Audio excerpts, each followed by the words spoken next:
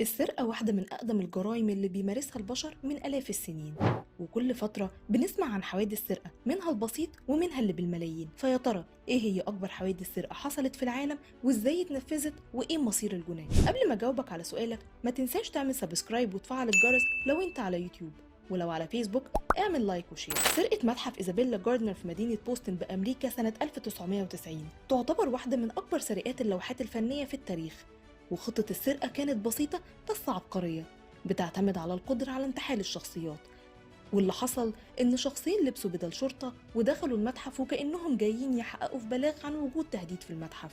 والغريب إن أمن المتحف صدقهم عشان يدخل الشخصين دول ويربطوا كل عناصر الأمن ويسرقوا 13 لوحة قيمتهم أكتر من نص مليار دولار، واختفوا في خلال دقايق. والشرطة الأمريكية فشلت في التعرف أو القبض عليهم، ولحد النهارده المتحف فيه إطارات فاضية للوحات اللي اتسرقت.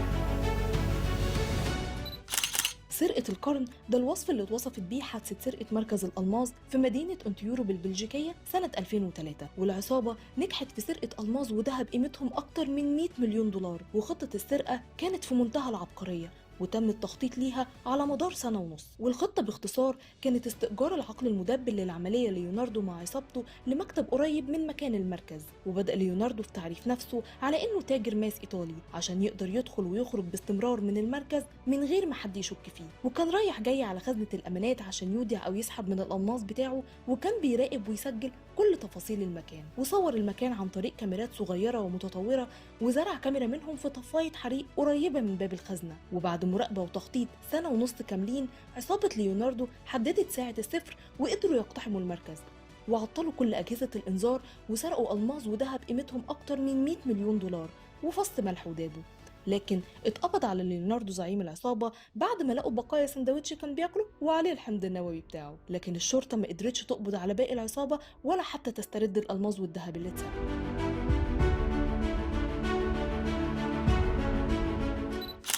في سنة 2005 حصلت أكبر سرقة في تاريخ البرازيل، وهي سرقة فرع البنك المركزي في مدينة فورتاليزا.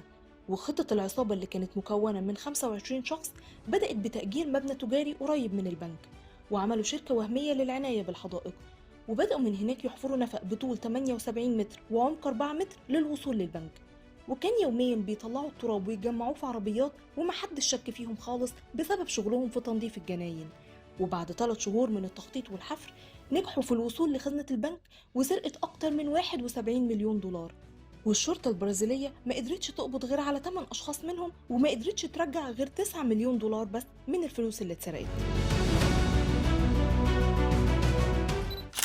ساعات عمليات السرقة الكبيرة بتكون معقدة ومخطط ليها بشكل دقيق وكل تفصيلة بتفرق، لكن برضو في عمليات بتتم بكل سهولة وبدون تعقيد، زي اللي حصل في حادثة سرقة ألماظ مطار شيبول في هولندا سنة 2005، واللي تعتبر أكبر عملية سرقة ألماظ في التاريخ بقيمة أكتر من 118 مليون دولار. فبعد ما عرفت واحدة من العصابات إن في شحنة ألماظ كبيرة هتوصل للمطار خلال كام يوم، قررت تعمل خطة بسيطة، وهي سرقة عربيات من شركة الشحن بتاعة المطار، ولبسوا نفس لبس عمال الشركة ودخلوا بالعربيات للمطار بكل سهولة بدون ما حد يشك فيهم. ووصلت شحنة الألماظ عشان يحملوها في العربيات بتاعتهم ويخرجوا بيها من المطار بدون ما حد ياخد باله، وده طبعا بعد ما كتفوا حراس الأمن والعمال المسؤولين عن تحميل الشحنة. والشرطة الهولندية شكت إن العصابة على صلة بشخص في المطار سرب لهم كل التفاصيل، لأن الشحنة وكل تفاصيلها كانت شديدة السرية.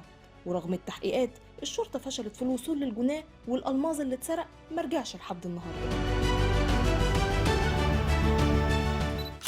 سرقة البنك البريطاني في لبنان سنة 1976 تعتبر أكبر عملية سرقة البنك حصلت في الوطن العربي، والعملية تمت بأقدم أسلوب عرفه البشر للسرقة، وهو اقتحام المكان بشكل عنيف ومفاجئ والسطو على الفلوس اللي جواه. والمسلحين اللي سرقوا البنك استغلوا الحرب الأهلية اللي كانت في لبنان الفترة دي، واقتحموا كنيسة في ظهر البنك مباشرة وفجروا الحيطة المشتركة مع البنك، ودخلوا للخزنة وسرقوا أكتر من 50 مليون دولار بين فلوس وسبائك ذهب ومجوهرات. ولحد النهارده ما اتقبضش على اي حد منهم.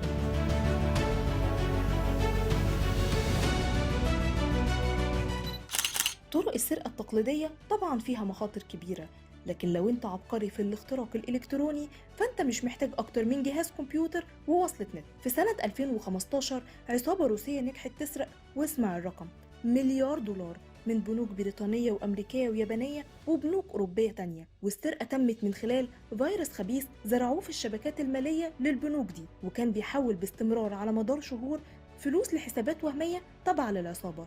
ورغم اكتشاف الفيروس ده ورفع المؤسسات المالية كفاءة نظامها الأمني الإلكتروني، لكن ما عرفوش مين اللي عمل كده أو قدروا يستردوا الفلوس لحد النهاردة.